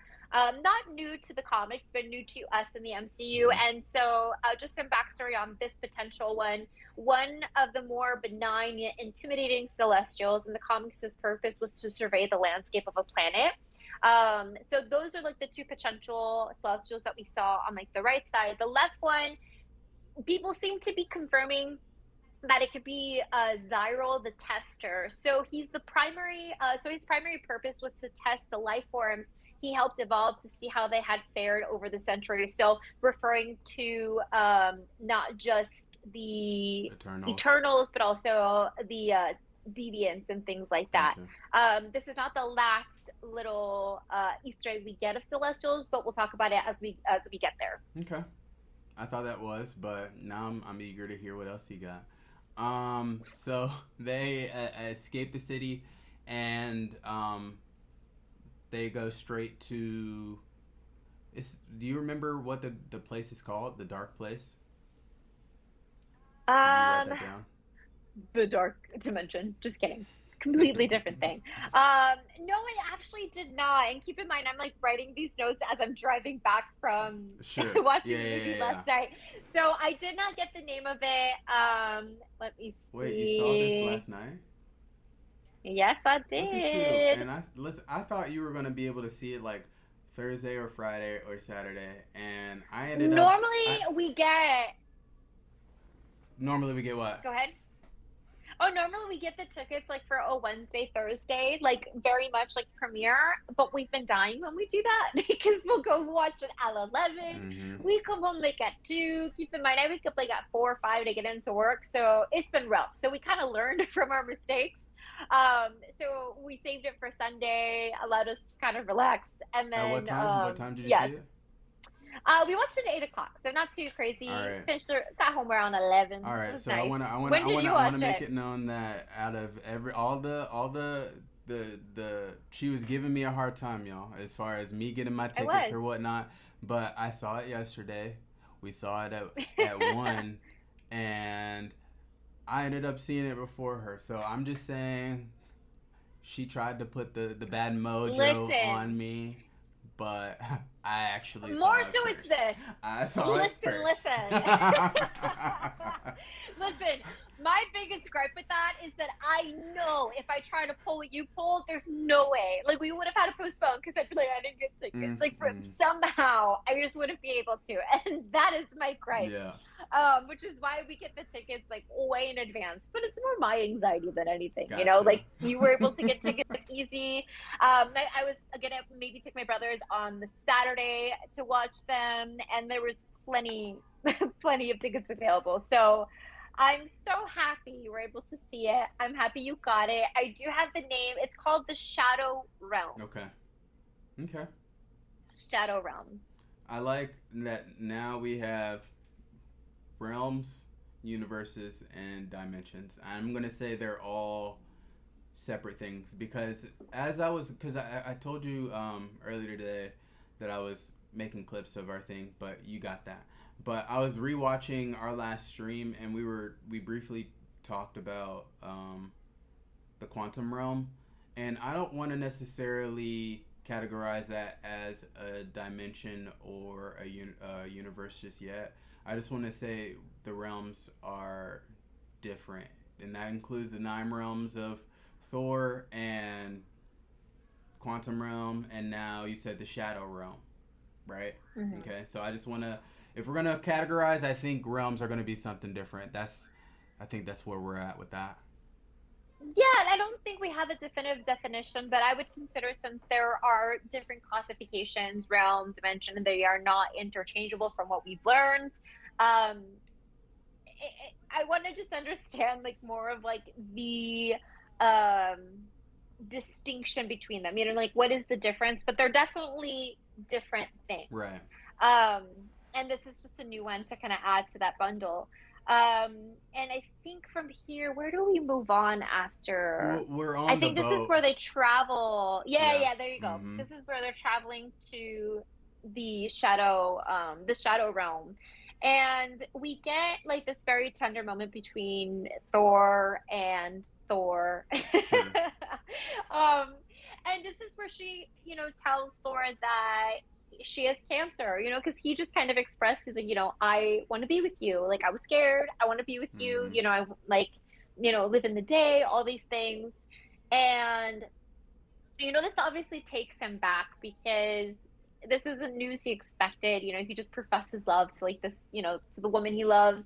Um, but it's, I like this scene. I like the conversation that Korg was having with Valkyrie. I believe based on the conversation that we're having and how they discussed Valkyrie's like really only real girlfriend, aside from just kind of other special people who kind of came into her life, Mm-hmm. but her girlfriend who she lost in the battle with Hela, I'm gonna assume it was the one we saw sacrifice herself Sure. for Sure. Valkyrie. Sure. I'm just Yeah. gonna assume that, Yeah. you know. That was kind of cool because we got a little bit more information from a scene that we saw in Ragnarok. Yeah, I like that. And like before I went to go see the movie, like I randomly saw like a few posts on there, and people were talking about the lack of representation for the LGBTQ community. But like it was subtle enough to where I feel like, well, I can't speak on it, but I feel like we got her instance, and even her flirting with one of the goddesses over there in Omnipotent City. And then we get the story of Korg, and how his people make babies. Species. Yeah, Yeah, yeah. yeah. Like there are no women Korgs. Like they're all male. So I thought there to be representation, but I feel like a lot of people, not even a lot of people, just from what I've seen on the internet, they're saying it was just, I don't know, the wrong representation or not enough representation. I feel like there's a lot of different opinions. I know Taika Waititi made the claim that this is going to be the gayest like Mm-hmm. Marvel film ever, which a lot of people kind of had issues with that statement, claiming it was like gay baiting because although there was gay representation, it wasn't necessarily like obvious. And for me, I feel like there's beauty in the subtlety because ultimately I feel like the goal when it comes to representation is like where it's not a big deal anymore just because it's the standard. You know what I mean? Right. And so I like the subtlety of it. It's definitely present. Like I think this is probably the most references we've gotten to any like LGBTQ plus community in any like one project. So I liked it, but I do definitely understand the other comments that people have had, with Like just like maybe not having enough or not it being too explicit. I'm going to touch this topic, okay? Just to kind of touch it. All right? And Grace, I need you to back me up here, okay? All right? So when it comes down Let's hear it to first. when it comes down to representation in movies, I feel like as of today we're getting more and more representation to the point to where I don't I understand there are reasons to complain, but like say we got here Thor: Love and Thunder and what we got here, and then we got a subtle reference in Loki and his sexuality. I just watched the very last movie for the Fantastic Beasts, and come to find out that Dumbledore's gay.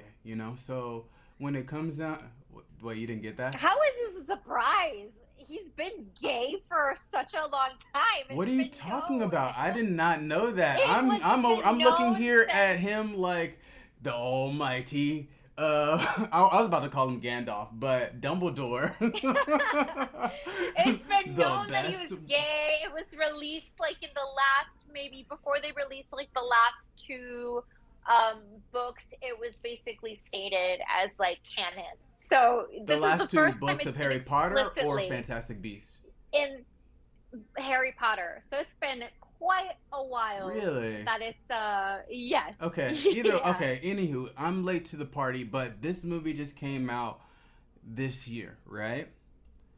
So to say that there's no representation or not enough, I feel like Hollywood in general, not just Warner Brothers or Disney Plus, they are slowly but surely going to get there to the point to where uh, it may be everywhere, and I feel like as of right now they're doing it slowly but tastefully to where here Thor in Love and Thunder, I'm over here looking at Tessa Thompson. It's like, okay,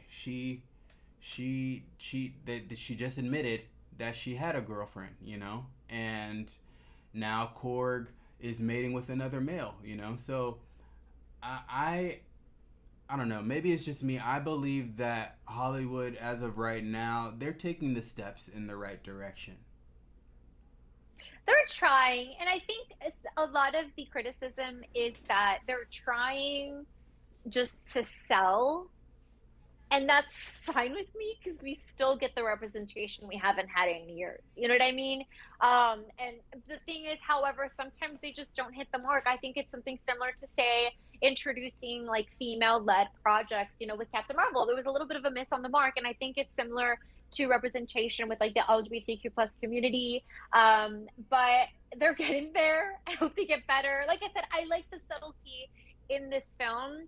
And like I said, I think ultimately the goal is that it becomes not a big deal because it's just the standard Right. that we do see our world reflected Sure. proportionately. I know a lot of criticism is also that we're losing masculine characters. However, it's like, for example, Loki, his reveal of his sexuality doesn't change the badass like Right. freaking character that he is, Mm-hmm. nor does Valkyrie's confirmation of her bisexuality, or just, I don't know if she's bi in this or if she's It's just straight unclear. on like like lesbian. Right. It's Yeah, it's unclear, but unclear.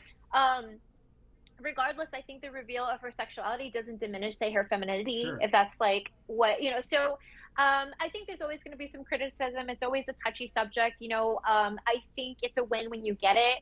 And I guess that in itself could be a sad statement that that's kind of our standard and our, like, what's the word? Not the standard, the, I'm missing on the words, but I think it's getting better. And if you compare just this phase with any of the past three phases, Mm-hmm. there is a big shift. And personally, I really have been enjoying it. Mm-hmm. And, I think ultimately these are just characters. They're people, like their sexuality, their identity doesn't necessarily change the story in a way that, I don't know, disingenuine for like the character Mm-hmm. and what we're seeing in the MCU, because this is just how it is. Let It's me. All people. right. So let me pose this question to you. This is not in relation to Thor. Sorry, y'all. We're gonna get back to Thor in a second. But in terms of movie studios, one in particular, Sony, if it comes down to them following the storyline of Miles Morales, do you think they have the capacity to make a good movie of that representation? Because I've heard stories of him in the comics turning out to be gay. So I'm just wondering now if Sony's gonna touch that, or do you think they're just gonna leave it be? Like, what do you think? It is a roll of the dice when it comes to Sony, but they did so well with the you know, Spider-Man into the Right. Spideyverse that I have hopes with it. Um, yeah, I don't know. I have hopes, but it's always a roll of the dice with Sony, It and I sure think that's where is. I'll leave it. It definitely is a roll of the dice. I'm thinking of like t-shirt ideas. I'm just gonna have Sony and then some dice right under it, and then y'all will get it. Dude, Yep. Mm-hmm. perfect. All Done. right, so we're back on the boat. We get the Valkyrie story, but then we get sort of love rekindling between Jane and Thor.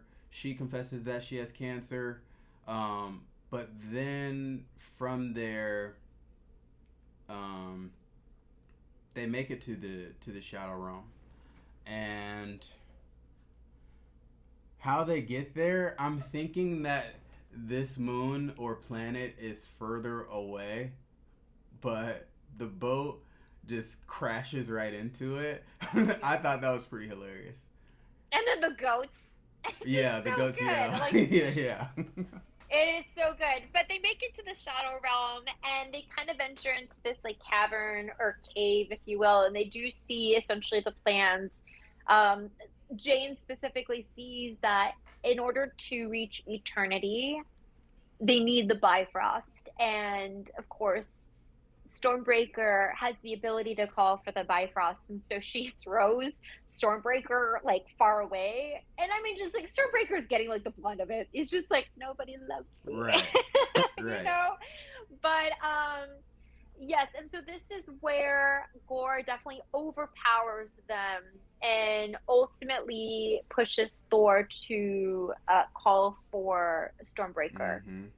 But say with that, like just in this scene in general, with her throwing it, that's where my confusion lied at the very beginning, as far as who can wield what. And I thought just because she can throw it, she already proved that she was worthy of Mjolnir, so she can pick up Stormbreaker. And then it came to the point to where they used the Bifrost to get out, and now Gore has Stormbreaker and is dragging it off. So I was like, oh, okay, so I guess anybody can wield. Yeah. Like I understand, and it's like, say as far as Jane is concerned, the same thing happened in Endgame when Captain America caught Stormbreaker, and then they switched. So I thought it was just only who be worthy can wield these weapons. But as of right now, like you, I guess like we kind of concluded, Stormbreaker is not of the Milner sacred code, I guess. Yeah, like that lore doesn't apply. Yeah. That lore doesn't apply. And I believe this is where we get them back to Ragnarok. Jane is in the hospital, no Ragnarok. longer in Ragnarok. We go back to Asgard. We're back in Mm-hmm. Asgard. Jane's in the hospital. Thor is like they made a fridge with no door, and so he's getting all these snacks for her. The doctors told him that basically, like the hammer is straining her of ability to fight the cancer. So if she were to transform again, Mm-hmm. she would basically die once she comes back to regular Jane, and that she stays in the hospital for now. Yeah. Valkyrie's injured, right? Because she got She injured. got stabbed with the And you lightning kind of bolt. called it. Yeah, you called it. She didn't die, but she did get, injured by Gore, and that's one of the predictions that you had, particularly when we were breaking down the trailer. Wait, So, the only person I thought to be injured by Gore was Zeus. I didn't say anything. I don't think I say anything about oh, Valkyrie.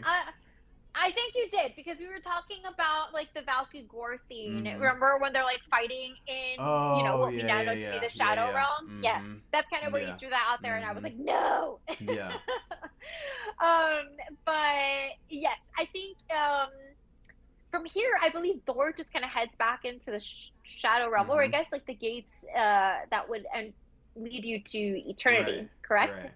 Right. Yes. And now And apparently go ahead. the lightning bolt could transfer you anywhere, just uh like the Bifrost. Yeah, that one was a little interesting to me. Sure. Like when Christian Um, Bale got the axe, I was just like, okay, well, story's over. could you? They're not. I don't know Yeah. how they're gonna get wherever they need to get. See, but then I guess he didn't know, but he could have taken the lightning bolt also, because that apparently also calls for the Bifrost. You Mm-hmm. know. So yeah, I don't know, but yeah, it is what it is. But so they make it to the gates of eternity. Eternity, so first appearing in Strange Tales number 138, Eternity is considered a cosmic level entity rather than a celestial. So Eternity itself is not a celestial. However, the gates of Eternity are lined with statues on both sides of Eternals. One of them pretty much confirmed to be Arishem the Mm-hmm. Judge because it kind of crumbles I saw that. near the Yeah. children. Yes.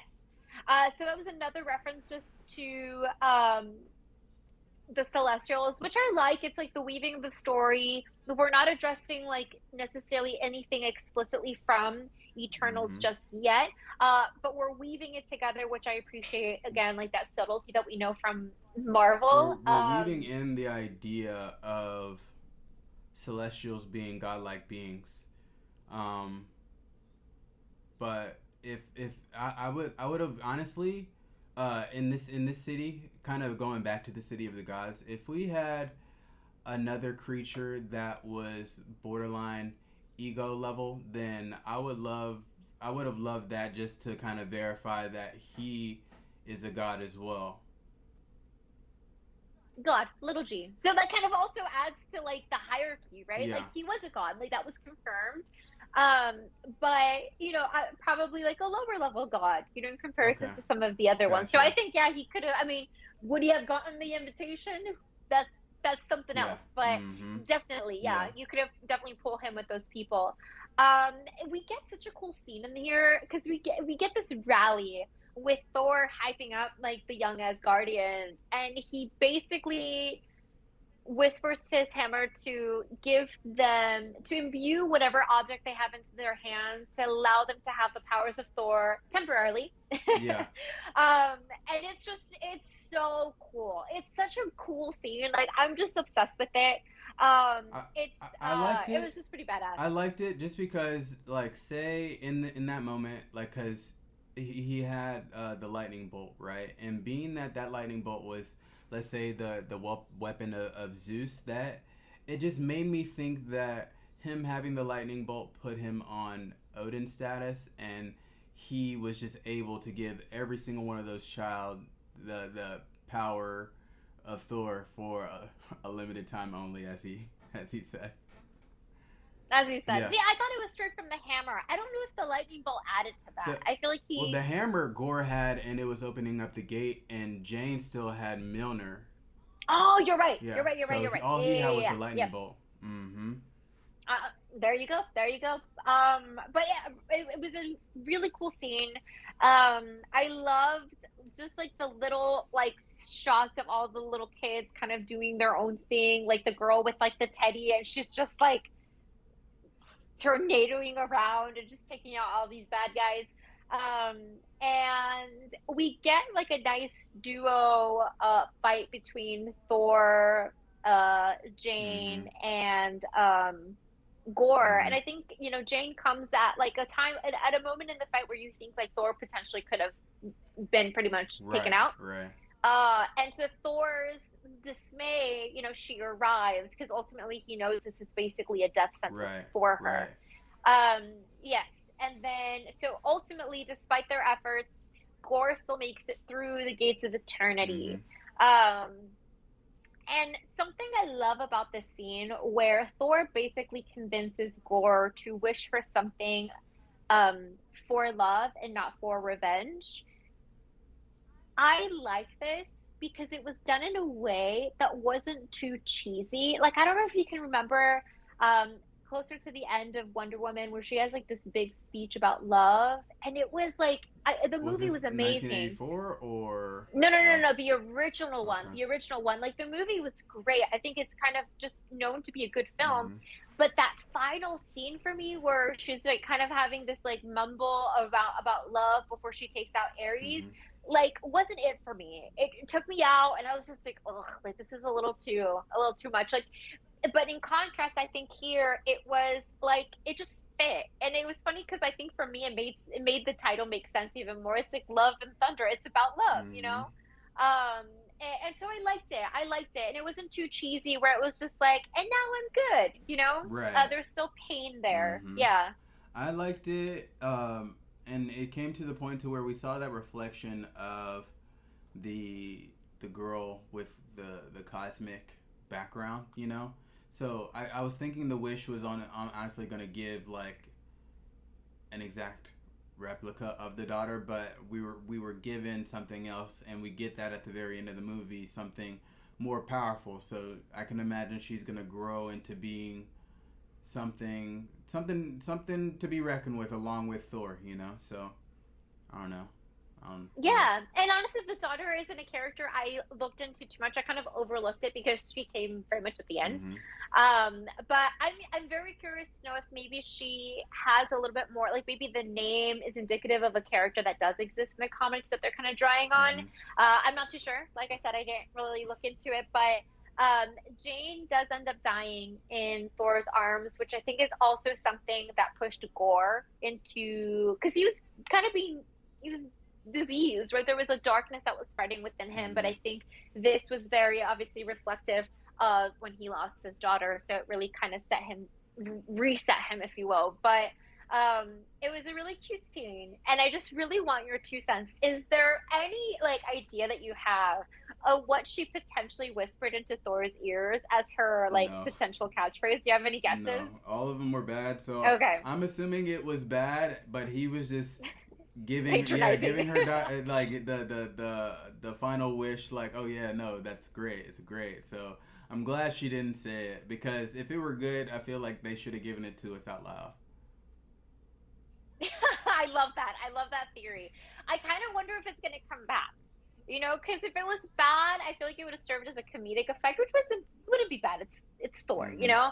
And if it was good, like yeah, it would have been kind of cool for her to finally nail like a pretty good one. Mm-hmm. Um, and because I think the last one she spewed was like "Taste my hammer" or Right. something Something like that. stupid. All of them were I bad. was like, All of them were bad. yeah. Um, but so she dissolves into this golden dust She's got that like the basically godlike death, she's a basically. god. Yeah. Yeah, yeah, Mm-hmm. she gets a god like death. She's an Asgardian. She died in battle. She gets to go to Valhalla, which we do ultimately see in one of the end credit scenes. And I think this is this where we kind of cut into Gore's final monologue, Oh, what was the monologue? or just where he's kind of uh like Just asking to like protect. telling the ending of the story.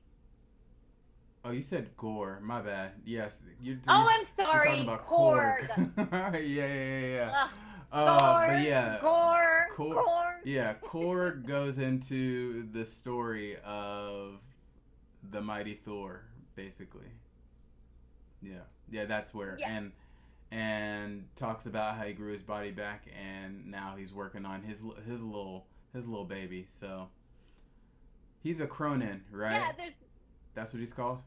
I think that's Yeah, yeah, yeah. yeah. I think that's her species. But there's already a statue of Jane Foster, the mighty Thor, Mm-hmm. um, and you see kind of where everyone's fallen. Valkyrie is teaching the youngins how to fight. Mm-hmm. Um, Along with Thor has what's her his name, Lady Sif. Lady Sif, yes.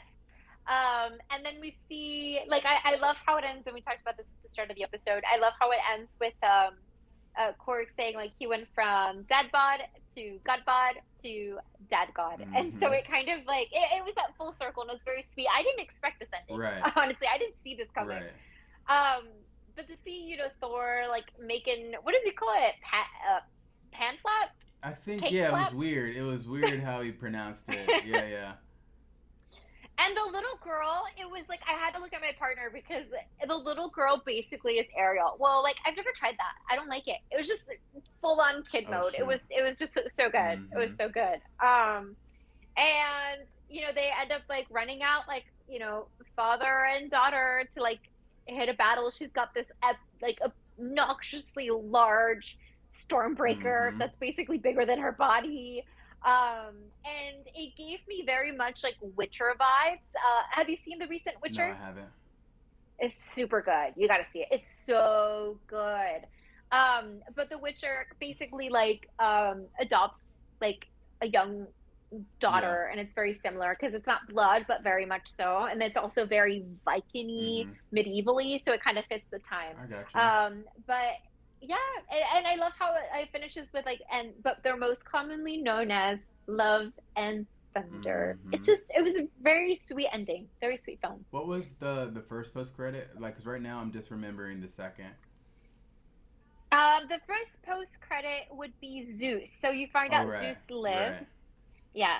So Zeus is alive. He recruits Hercules to hunt down Thor. In the comics that we spoke of, Hercules does team up with Thor. He's, been part of the Avengers, the Guardians of the Galaxy, etc. And the other one is Jane, who enters Valhalla and meets Yeah, Heimdall. we get Heimdall back briefly. I like that. Yeah, I It thought was that was good. pretty I cool. like that. Honestly, when she showed up and she was like, "Oh, I swore we were gonna get like Thor's mom like waiting for her because she Ooh. did have like a relationship with Thor's mom. May it be brief, but they were kind of a thing. I don't think she met Heimdall in the Dark World, or if she did, it was when she came through the Bifrost and it was brief. You know? I feel like their interaction was very much like, "Hi, Zell. Like I know who you are, but never met you, and this is very like an honor to be able to meet you," kind Right, of a thing. right. So I think you're on the money. Yeah. So in the comics, because obviously we are not done with Jane Foster being Mighty Mm. Thor, like she's just barely introduced. Like we've talked in the past, the idea of Jane becoming the Mighty Thor is actually a what if storyline. So it did not become canon until very, very recently. But Jane Foster actually has the current alias of a Valkyrie, which is very so the way that she becomes a Valkyrie in the comics is Valhalla is basically gone, and there is no guide between, death and into Valhalla, which is a big thing because that means as guardians, as they pass away, don't have this passing into like this beautiful realm, Mm-hmm. right? And so Thor, obviously being the one to look after the lives and the deaths of the Asgardians, goes to Jane to see if she would be willing to take this place. And this is after she's resurrected from Valhalla. She's focusing on just really beating the chemo. So she's not the mighty Thor at this Mm-hmm. point, and she takes on the mantle of the Valkyrie. So I'm wondering if this is something in the future for her, which I think a lot of fans would actually like because we got to see her as the mighty Thor, and now she's going to be something different, which will allow that mantle to maintain to Thor, which I know you in particular did have a little bit of beef with that Yeah, we can just let her stay up at the there. start. We can. It was like this movie was great. This it is what it is. You know what I'm saying? Now she's gone. You know what I'm saying? You're Let's just leave her. You've been saying some very controversial things today.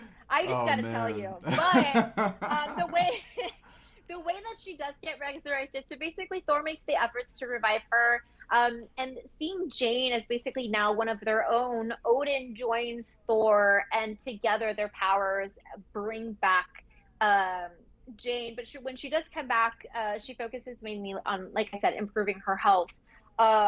And yeah, so we may see that kind of come in maybe as a maybe like down the road when she does come back into the forefront of the story. But I think that's everything I got. But do you have anything else in regards to the movie? mm, I think it's time we rank it. Let's do Okay, it. give me 1 second. Da-da-da-da! All right, so we're here. We're back. Okay, we have our list, and they add all the new movies to the bottom, so it's up to us where we put it. It's right now at 29, which is right under number 28, Thor: The Dark World. So it's definitely going to be above that. Above that. Definitely. Yes. Um, okay. So we ranked it above Thor, the first film, but below Ragnarok. So what do we have in between there, and that can kind of help us narrow down where we want to place Ragnarok is at number 5, so we have so much that we can kind of put up. Like, and we already Okay, decided that it's going above Doctor Thor. Strange in Yes. the Multiverse of Yes. Madness. And Doctor Strange right now in the Multiverse of Madness is at 24. So right now I'm going to put it at 24. Okay. So, do you have the list in front of you? I don't, because I didn't log into the thing. But what's like say above the 24 slot? Okay. So So what's at 23 right now? here's what I'm going to do. I'm going to read uh, the next 5, which is 23 is The Incredible Hulk, 22 Ant-Man and the Wasp, 21 Captain America First Avenger, 20 Age of Ultron, and 19 Iron Man 3. Will this go above those? I feel like I would say I don't know. It's because okay, let's just look at Iron Man 3 really quickly. Like Mm-hmm. I love it, but for different reasons than I like Thor. Mm-hmm. So it's kind of hard for me to rank it, but I kind of want to stay below that one. How do you feel about that? So say right now you would put Thor: Love and Fun, Thor: Love and Thunder over Age of Ultron. I mean I don't know. I I think I'd would, be comfortable with yeah, that. I would, just because of the Avengers it's not the best, you know. So I would put it just because of the style of this movie. Is like, because we got comedy, but we did get some decent action shots along with some scariness that we didn't get from Ultron, and we definitely got it from Gore. So I think it's good to be above that. So right now it's currently at number 20. Okay, and just to get an idea, okay, so then it's Iron Man 3, and then what goes above Iron Man 3 for us? Uh, so 19 is Iron Man 3, 18 Doctor Strange, 17 Guardians 2, 16 Winter Soldier, and then 15 is Black Widow. See, um, It's okay if it can't go up. I'm just no, I'm kind of thinking this is also personal and like stylistic because obviously for me this is much more up my alley in terms of like the genre of the MCU that I enjoy. mm-hmm. So being that that's the case, like my heart wants to put it above Doctor Strange, but I think overall I'm kind of content where it's marked right now. How do you feel? Over the first Doctor Strange. Mm, And like I said, that's more so because for me personally, it's more of the style that I prefer. But as an overarching in comparison to everything else, like I sit comfortably also keeping it under Iron Man 3. okay, here's the thing. We have we have 6 movies that I'm looking at right here. Okay, and of these 6, I feel like these 6 from number 15 to number 20 can all be rearranged. I'm But open to that that's because just I don't me. think we ever rearranged it. Yeah, we I'm kind of down to maybe looking at them right now. okay. So you're opening up right now. Yeah, yeah, yeah. Because we discussed rearranging a couple things a while back, and then when we added in a couple films, we kind of left it for another day. So I'm open to rearranging. Okay, and like if anything, that's right now I'm only looking to rearrange these 6 and not anything That's above great. that. That's perfect. I'm cool with that. What was the number again? From number 15, Black Widow, to now, which is number 20, Thor: Love and Thunder. We moved it above Age of Ultron. Okay, okay. So I'm just writing these out. And do me a favor for me and for the fans. Can you read out the listing one more time? From where? From the top. So I got 15 is Black Widow, Uh correct? huh. 16 Okay. is Winter Soldier. 17 is Guardians Volume 2. 18 is Doctor Strange. 19 is Iron Man 3. And then 20, Love and Thunder. Okay. All right. So I think if I may start off real quick Mm-hmm. with this one, I think I would actually like to bring Black Widow Yeah, down on thanks. that list, Thank you. and I'm gonna tell you why. I'm gonna tell you why. She is the reason why I Um, was just like, we need to rearrange.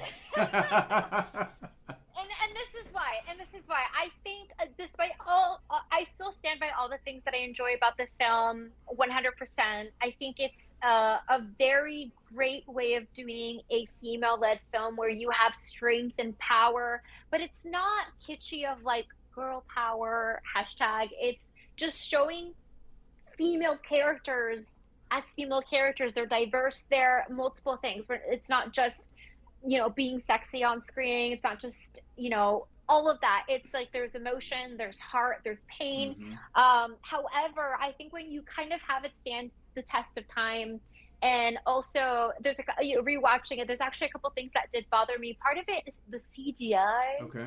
There's a scene at the end, and this is the thing, when you're looking at scenes in the finale, I feel like that's where you want the most heart and emotion. And there was a scene where they're falling from the Mm-hmm. plane, and it's almost like jumping the shark, and very much an issue that like I think films like Fast and the Furious leap on, where it's almost like I don't believe that. Not just because it doesn't look visually appealing, but also I think the choreography of it Okay. was a little off. From there after, like I think it sits well, but then when you look at other ones where they're a little bit more complete, Mm-hmm.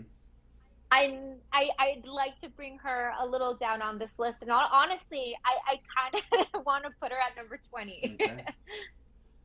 But how do you feel? I'm with it. Do you When you concur? sang that the whole finale scene of everything, I got that from the trailer. Okay, I saw that before even seeing the movie, and I'm seeing her and Taskmaster falling from the sky, and I was just like, it looks cool, but it does look kind of crazy. Yeah, and it was like, yeah, reminiscent of something crazy that Dominic Toretto would do with Ludacris and Tyrese. So I am not a. And also, yeah, and also when you compare that to say something in Iron Man 3, which is not too like, oh, they're very similar. There's a scene where they're saving a lot of like congresswomen and women from a plane, and they're all flying in like they have parachutes, and then they link up, and then he saves them.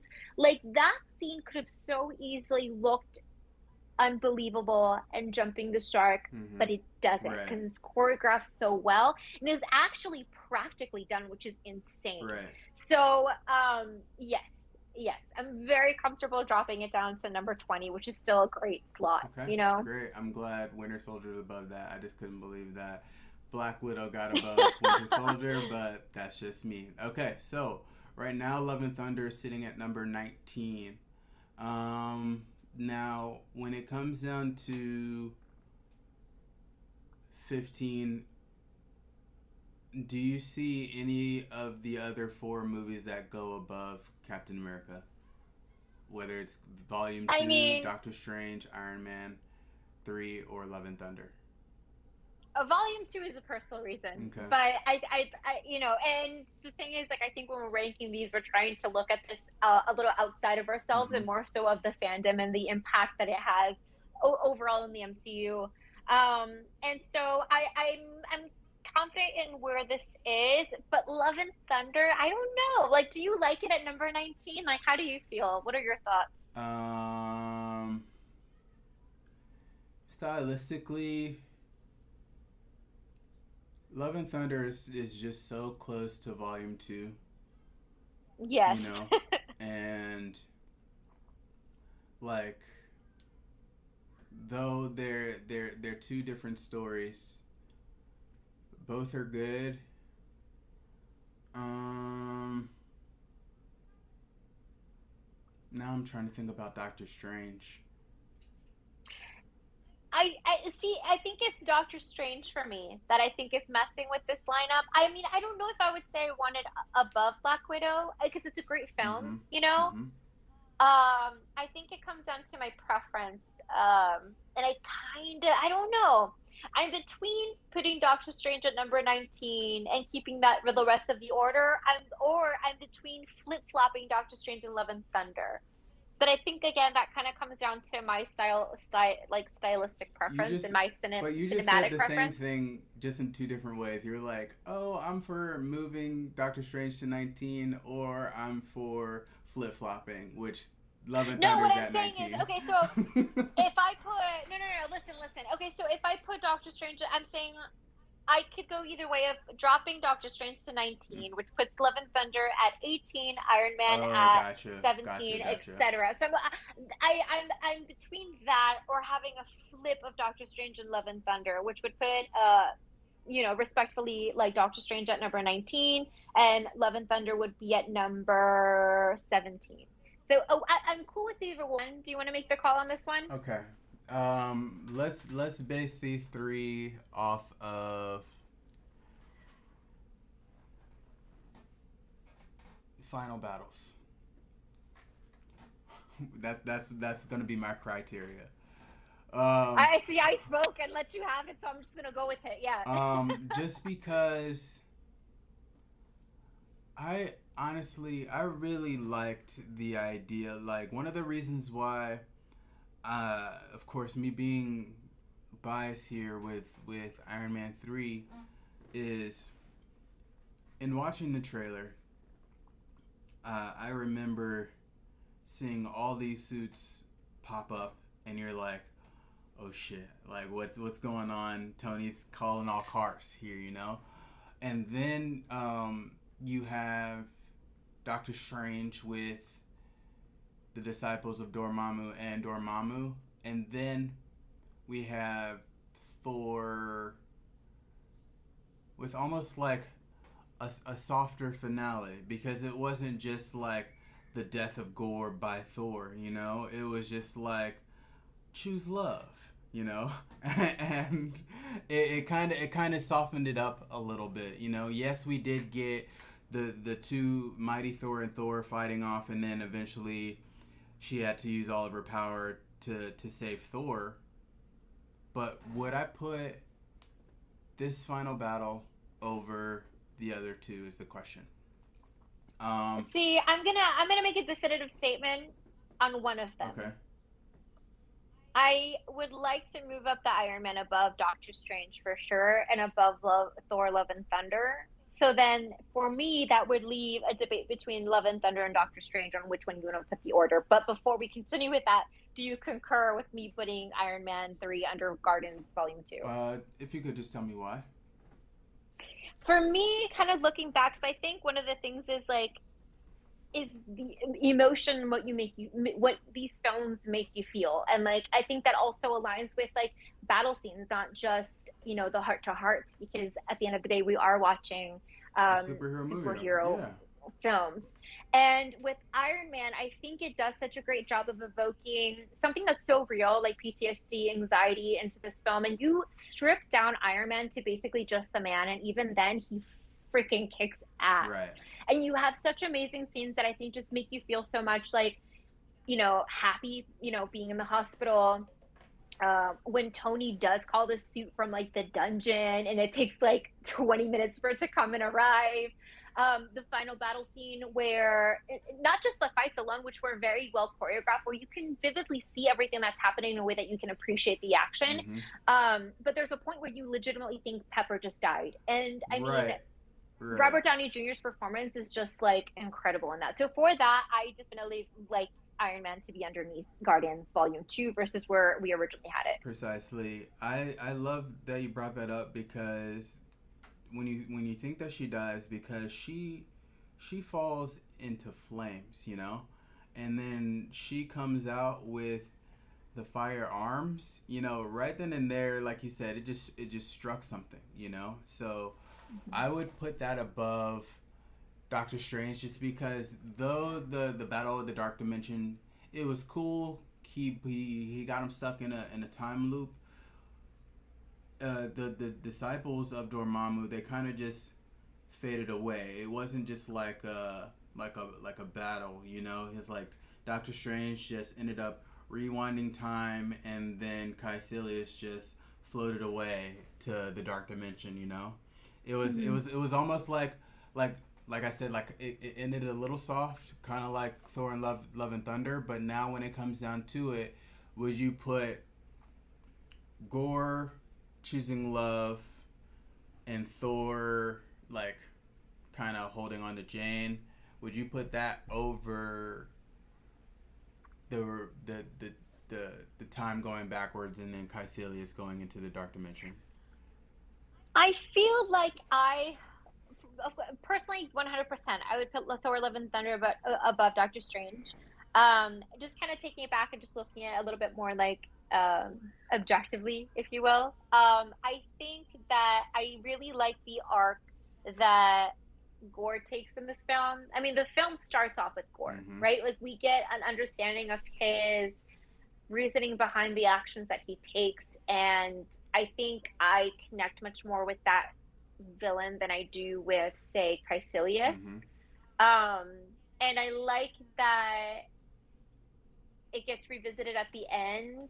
And like I said, I think although it sounds like cliche, like love, like it was done well, Right. like in a way that I don't think it really diminished the movie, and it fits with the vibes of Thor. It truly does. Yeah. And so I think I feel good ranking it the Thor Love and Thunder at number 18 above Doctor Strange. How do you feel? I'm with it. I'm with it. Okay. I'm really happy with this. We're growing. Okay. All right. I'm gonna hit submit. Boom. Perfect. So as of right now, We have put Thor: Love and Thunder at 18 out of the 29 films. So I think if anything, the having these not again these 11 movies after it is not to say that these 11 movies are bad besides the last couple, but aside from that, I think it's a good place, you know. I mean, it's like you said, like honestly, anything above like the bottom five are all objectively speaking Right, pretty good movies. right. You know, Mm-hmm. it's hard to be offended when you're ranking Marvel films because they're all great. You know, Where do we most of put? them. I was about to say, where do we put Multiverse of Madness? And it's at 25. Okay, just making sure. Making sure it's at Fits. the bottom. It fits. Stay right there. Man. Oh, have you rewatched the Multiverse of Madness Yeah, yeah. on Disney When Plus it because came it's on come Disney out? Plus, like I rewatched it, and um, I can say I wasn't as critical because of course we're kind of going into these movie theaters, and we're looking to see everything that we want, you know, and everything that we're hoping for. But second viewing, we already know what's happening. So I No. think we like because you said you enjoyed it the second time around, and I can say the same. Yeah, I think we're just more accepting of like what it is that we got, and because we've kind of processed the disappointment of what we didn't get, Right. you know. So, and I think no, no, yeah, completely agree, completely agree. Okay. I'm just throwing the whole list just so everybody can see it up on the screen. Okay, we got 1 through 29, and now we're gonna bring it back to our OG original screen. It was a long one, but we got it through. Honestly, I was surprised at how much we had to say about Thor: Love and Thunder, but there was a lot of great things. So I don't think we really said anything bad about it, Yeah, you know. nothing bad. And I think the only thing that we missed, well, not even missed, that one thing that I was hoping for, honestly, I think I may have brought it into the prediction, was I thought there was going to be like a standoff between Zeus and Gore, but we didn't get that. But I'm not mad at how things kind of went at that city. yeah, absolutely, absolutely. Um, but I think this wraps up this Mm-hmm. episode. Yes, Mm-hmm. you got more to say, or you all We're set? good. Cool. We have a lot of fun things coming up for the rest of July, everybody, because we got the finale of both The Boys and Miss Marvel. We're talking about that next week on Friday, and then we have our birthday bash because it's a 1 year celebration of the comic cinematic universe with Chill and Grace. So that's gonna be a really fun episode as well, and I think we're gonna close out July on like a super super solid note. Yeah, I'm with it. I'm with all of it, and I'm just listen. I'm every time I go into like a convenience store to get my Celsius, I look left and right and I see those little snack pies. You know what I'm saying? It's like they're there, and I'm trying to just save it until like I would want it so much, and I think that's what Kamala's dad was on. It's like you just can't resist, and then it's like Yes, yeah. I just have to just chill out. I only got maybe what 2 weeks, 2 Fridays, or maybe 3 Fridays from now, but Two I can Fridays, do yeah, that. Oh no, yeah, Yeah, yeah. yeah, yeah. No, totally. And for those of you who didn't like watch our rant on Miss Marvel, we have agreed that for our birthday celebration, we're gonna have one of those like convenience store like cherry apple pie, little like Mm-hmm. frosted pastries, along with like maybe some cake and all that. So, bring yours. Come watch the show. Join us Yeah. at 3:30. Um, yeah, but I think I think we're good. Cool. All We'll right. close it out. And that is it for this episode. So just a reminder, we will not be on this Friday, hence why we had this show today. So we will catch you all next Friday. All right. So enjoy your week. Usually I say enjoy your weekend, but now I'm saying enjoy your week. Grace, enjoy the rest of your week. And we will Likewise. catch y'all on the next episode. All right. Farewell, guys.